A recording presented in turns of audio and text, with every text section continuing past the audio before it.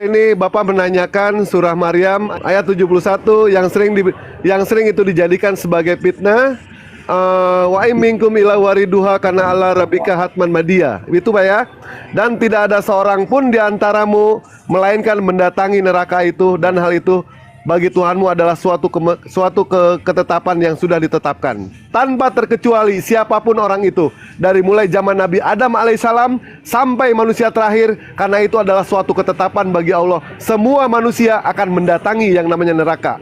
Nah, mendatangi di sini, apakah makna dari mendatangi itu akan memasuki neraka? Oh tidak Pak. Mendatangi itu mendatangi, berbeda dengan memasuki. Nah, di ayat 72 dijelaskan, kemudian Allah akan menyelamatkan orang-orang yang bertakwa dan membiarkan orang-orang yang jolim di dalam neraka dalam keadaan berlutut. Artinya Allah akan menyelamatkan orang-orang Islam yang beriman, yang bertakwa kepada Allah, dan Allah akan menceburkan semua orang-orang kafir, orang-orang musyrik, orang-orang munafik ke dalam neraka. Begitu Pak ya. Mendatangi di sini bukan artinya memasuki. Paham Pak ya?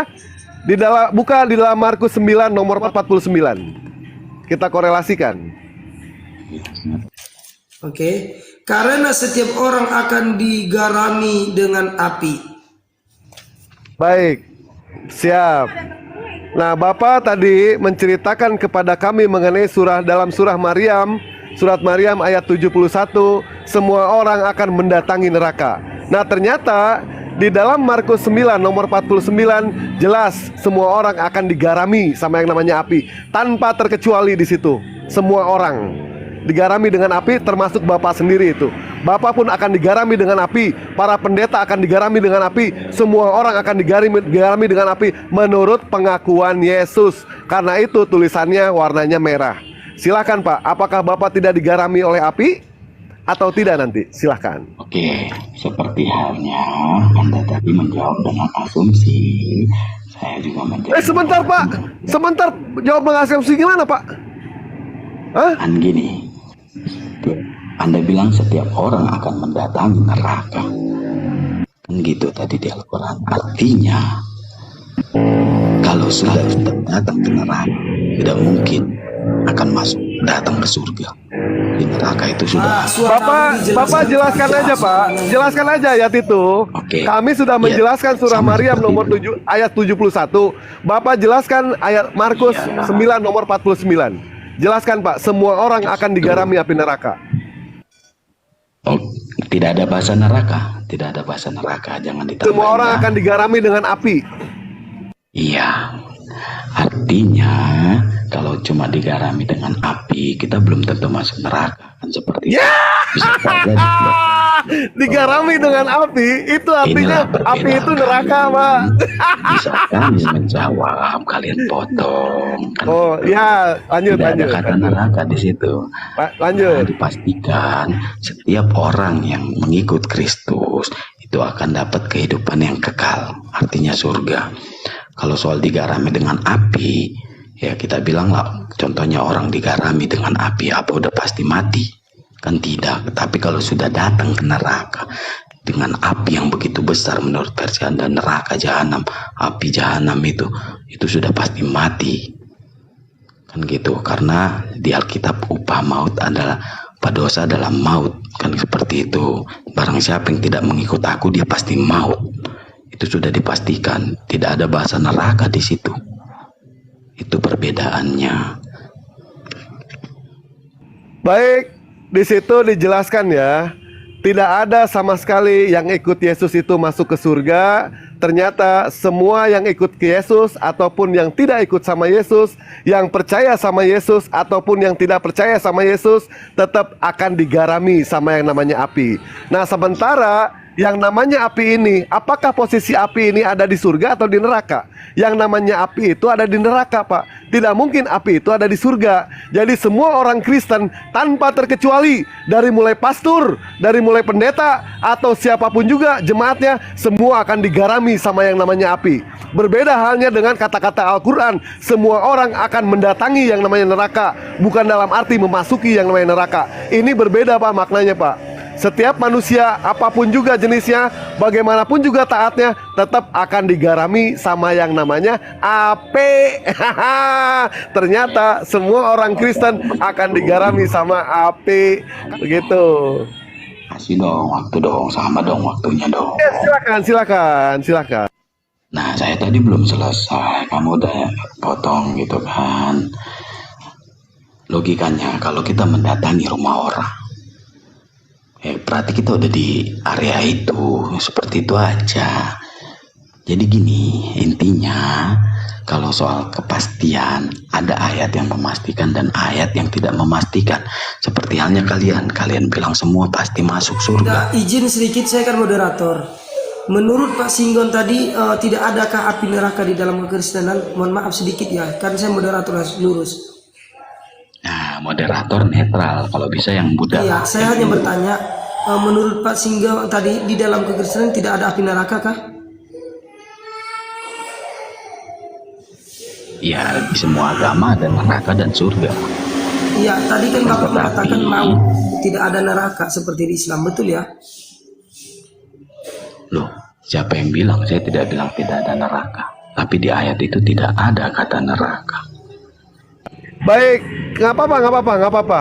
Tadi Bapak mengatakan yang namanya kita datang ke rumah orang, apakah yang namanya datang itu pasti memasuki, Pak?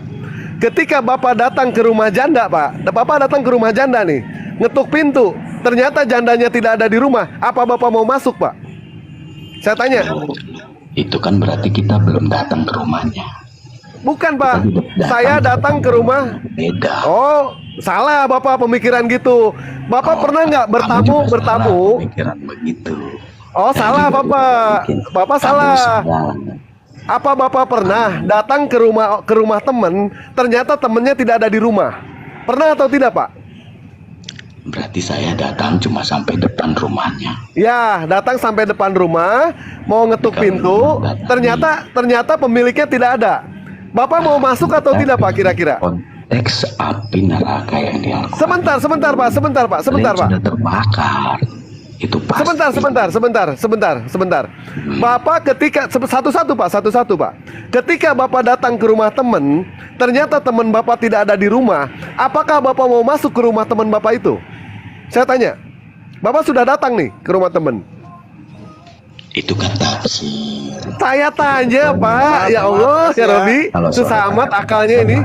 Semua itu Yang netral. Ketika Bang Logika datang ke rumah Dewa, ternyata Dewa tidak ada di rumah. Apakah Bang Logika masuk ke rumah Dewa atau tidak? Tidak. Nah, seperti itulah, Pak, jawaban orang yang berakal. Mereka tidak akan masuk yang namanya ke rumah itu. Kenapa? Karena pemiliknya tidak ada. Mendatangi artinya belum tentu memasuki.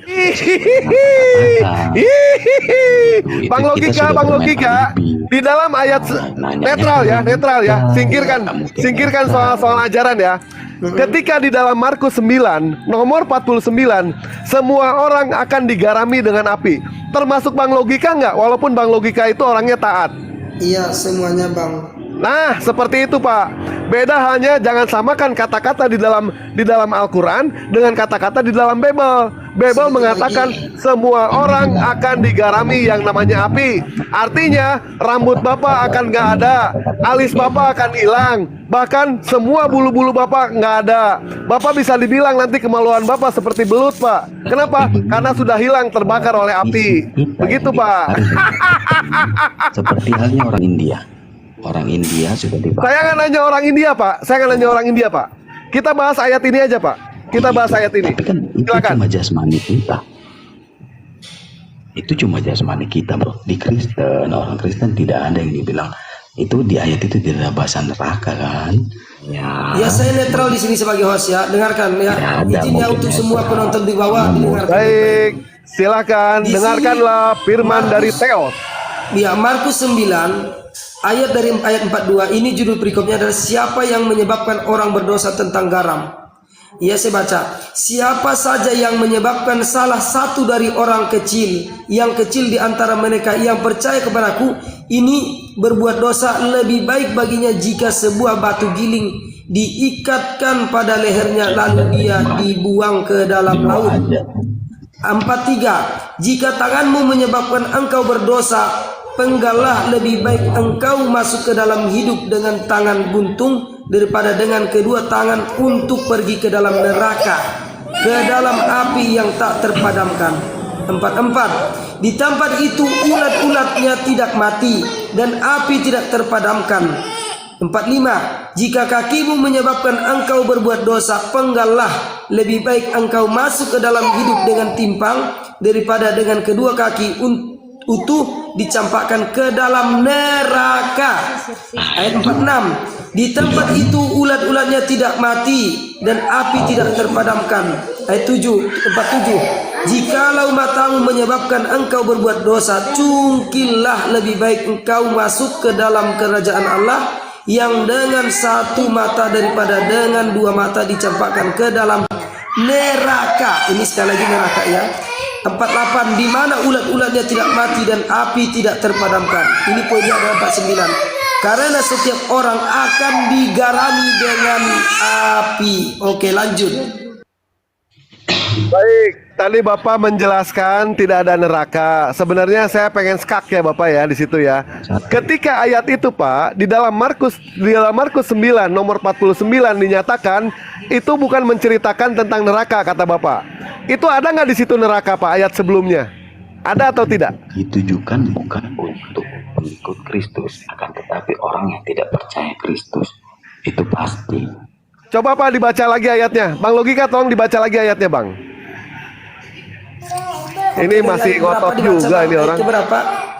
Dari mulai 45 boleh, 46 boleh. Oke, 46 ya. Di tempat itu ulat-ulatnya tidak mati dan api tidak terpadamkan. 47. Jikalau matamu menyebabkan engkau berbuat dosa, cungkillah, lebih baik engkau masuk ke dalam kerajaan Allah dengan satu mata daripada dengan dua mata dicampakkan ke dalam neraka. 48. Di mana ulat-ulatnya tidak mati dan api tidak terpadamkan. 49. Karena setiap orang akan digarami dengan api.